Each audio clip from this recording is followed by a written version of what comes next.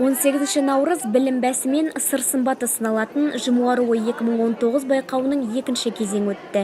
Жылдағы дәстүр бойынша қатаң іріктеуден өткен 17 арудың ас дайындау шеберлігі сыналды.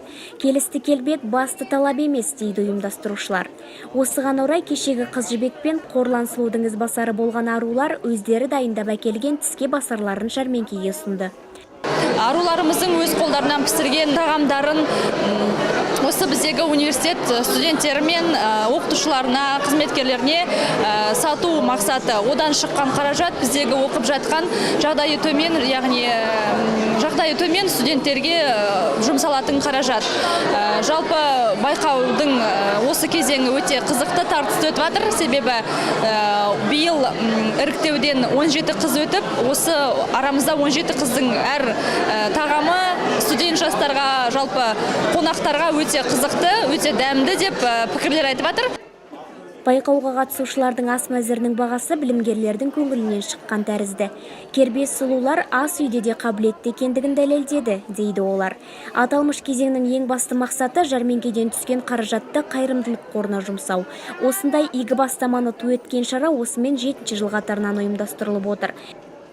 Осы байқауға қатысып жатқаныма өте қатты қуаныштымын. Бұрыннан бергі арманым еді. Сол арманым орындалып, мақсатыма жетіп жатырмын. Жарыс өте тартысты өтуде. Қыздардың барлығы өте әдемі, өте тапқыр. Бүгінгі дайындап келген тағамдардың барлығы өте дәмді, өте керемет. Мен өзім бірнеше тағам түрлерін дайындап алып келдім. Неше түрлі пирогтар, пицца бар, ватрушки. Барлық заттарым тез өтіп кетті. Арулардың барлығы жәрмеңкені сәтті аяқтап, екі кезеңді артта қалдырғанымен, құқық және экономика факультетінің студенттері айрықша белсенділік танытып, басқалардан бәсі басым болып, ағалап алға шықты. Бүткіл арулар бәрі молодцы, әдемі, қазақи нақышта киініп келіп, бүгін сатып жатыр.